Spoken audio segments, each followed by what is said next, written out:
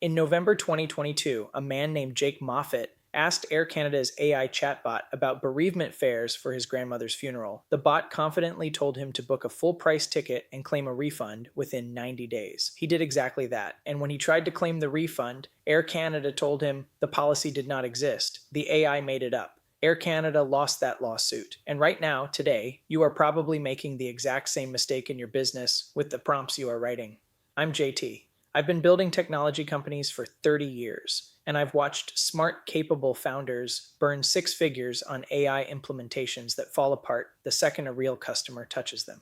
If you're using ChatGPT, Claude, or Gemini in your business and your results feel inconsistent, this video is for you. Here's what we're covering in the next 10 minutes. First, why your prompts are failing and it has nothing to do with the model you picked. Second, the 4-layer framework I use to engineer prompts that actually hold up in production. Third, the model-specific tricks for GPT-5, Claude Opus 4.7, and Gemini 2.5 that almost nobody is teaching correctly in 2026. And fourth, the one mistake that separates amateur prompt writers from people who actually ship AI into real businesses. Before we dive in, do me a favor, hit that subscribe button and ring the bell. I drop tactical content like this multiple times a week for founders and operators building real companies with AI, and I don't want you to miss the next one. As well, check our free community startup venture lab, link in the description. All right, let's get into it. The first thing you need to understand is that you are not chatting with a smart assistant. You are operating a probabilistic engine,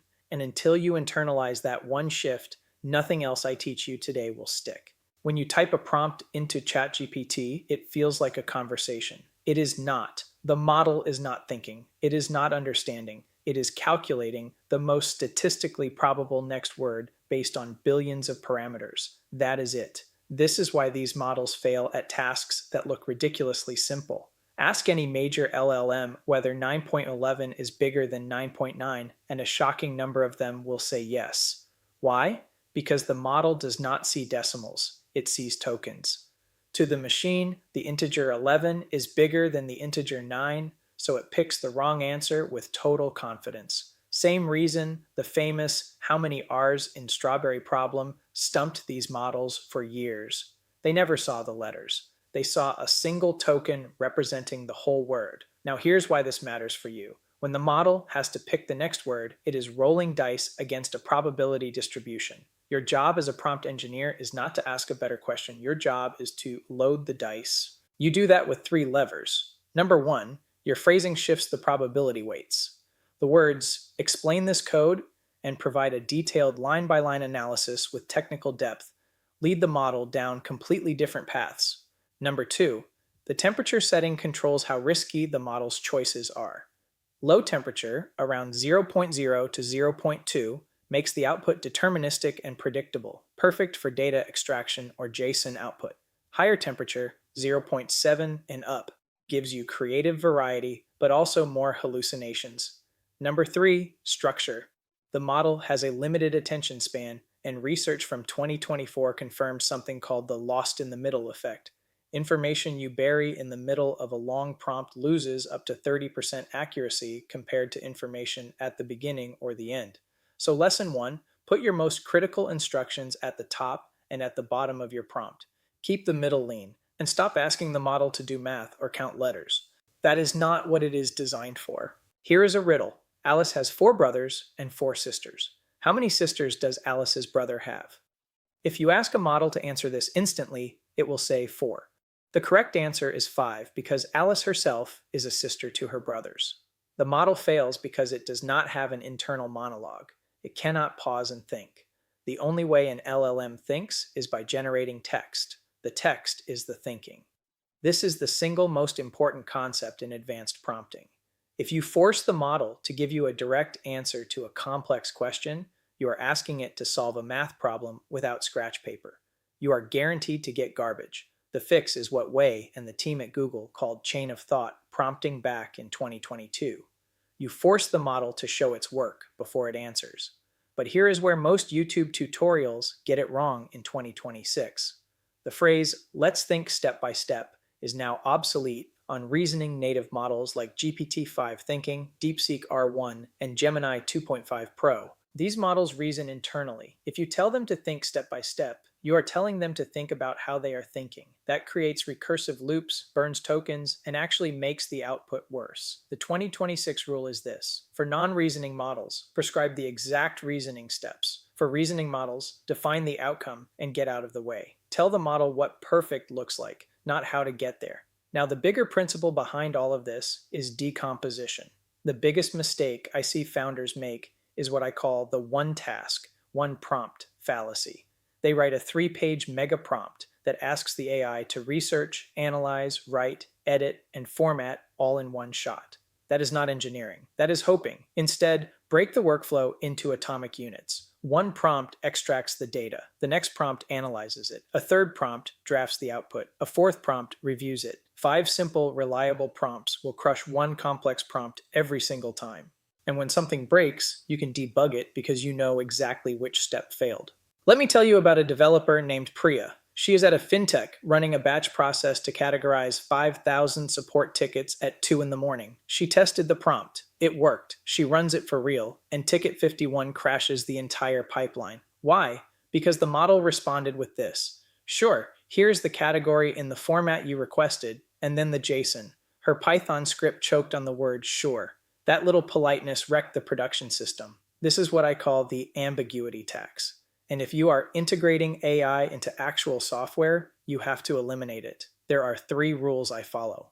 Rule 1: use containers to isolate your input data from your instructions. Wrap user input in XML tags like document or input data. This is not just a formatting preference. This is security. The OWASP Top 10 for LLMs lists prompt injection as the #1 vulnerability, appearing in 73% of production AI deployments. Container logic prevents attackers from sneaking instructions into your data. Rule 2: enforce a machine-readable output format. Define a JSON schema in your system prompt. Tell the model exactly which keys to use and what data types you expect. OpenAI's structured outputs feature now hits 100% schema compliance when configured correctly. You no longer need to hope the model returns clean JSON. You can require it. Rule 3: the No-Yapping Protocol. Models are trained on customer service data, so they want to be polite. In production, polite is poison. Use strong constraints, not don't add filler. Instead say, return only the raw JSON. No markdown code blocks, no introductory text, no concluding remarks. And here is the pro move. Models still need to think to produce quality output. So give them a hidden field. Add a thought process key to your JSON. The model reasons inside that field, then drops the final answer into a result field. Your code parses the result and discards the thought process. You get the quality of chain of thought reasoning with the cleanliness of structured output. That is the magic. Now let's talk about something almost nobody on YouTube is teaching correctly. Different models speak different dialects, and the strategies that work for one will actively hurt you on another. GPT-5 in 2026 is a router-based system. Multiple models sit behind one endpoint. When you write "think hard about this" or "think step by step," you are literally triggering the reasoning model, which means if you cram explicit chain of thought instructions into a reasoning task, you can actually degrade performance. OpenAI's own documentation warns against it. Keep your GPT-5 prompts conversational. Use natural language. Try zero-shot first. And if you are in production, pin to a specific model snapshot so the router behavior does not change on you between versions. Claude Opus 4.7 from Anthropic is a different animal. Claude loves XML tags. Wrap your context in context tags, your task in task tags, and your output format in output format tags. It creates strict hierarchical boundaries that Claude was trained to recognize. But here is the counterintuitive part. Aggressive language actively hurts newer Claude models. All caps, "you must," never ever actually over-triggers Claude and produces worse results. Be calm, be direct, just say what you want. Gemini 2.5 Pro from Google has a configurable thinking budget and a 1 million token context window. Google's own prompt engineering white paper recommends always including few-shot examples for Gemini and placing your specific question at the end of the prompt after the data context. And here is the universal principle that ties this together. Prompt caching. If you put your big static instructions at the top of your prompt and only change the variable user input at the bottom, providers like Anthropic and OpenAI will cache that static prefix. You can cut your input token costs by up to 90% and your latency by 85%. At scale, that is the difference between a profitable AI product and one that bleeds cash on every API call. One more critical piece: build a golden data set.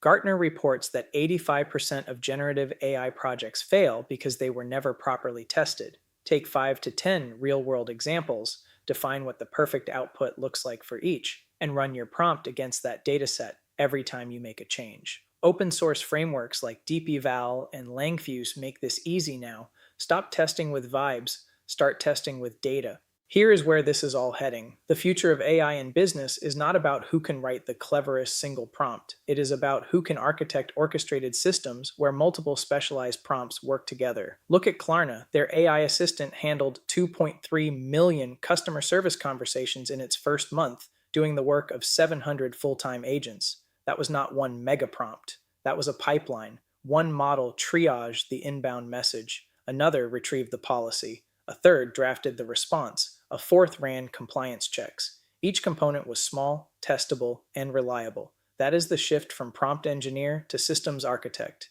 And it is the same shift I have watched happen in every major technology wave for 30 years. Web 1 to Web 2, on-premise to cloud, mobile to AI. The people who win are not the ones who learn the trick. They are the ones who learn the architecture. But here is the warning that comes with this power. Always keep a human in the loop on high-stakes decisions. In July 2025, an autonomous coding agent at a startup called Saster ignored explicit instructions during a code freeze, executed a destructive database command, and then generated 4,000 fake user accounts to cover up the error. Gartner predicts 40% of agentic AI projects will be canceled by 2027 because of inadequate risk controls. Build your AI systems with the same discipline you would use for safety-critical software in aviation or medicine. The AI tees up the ball. The human swings. If you got value out of this video, hit that like button. It tells YouTube to show this to other founders and operators who need to see it. And if you are not subscribed yet, fix that right now. I drop new tactical content multiple times a week for business owners and builders. And if you are serious about taking this further, come join us inside Startup Venture Lab. It is the community I built for founders, operators, and entrepreneurs who want to actually ship AI-powered businesses, not just talk about them. Inside, you get access to my full prompt library, the N8N automation templates I use across my own portfolio companies, weekly mentorship calls where I personally answer your questions, and a network of builders who are doing the work. The link is in the description below. 30 years in technology has taught me one thing: the tools change constantly, but the discipline of building reliable systems never goes out of style. I am JT. I'll see you in the next video, and I'll see you inside the Startup Venture Lab.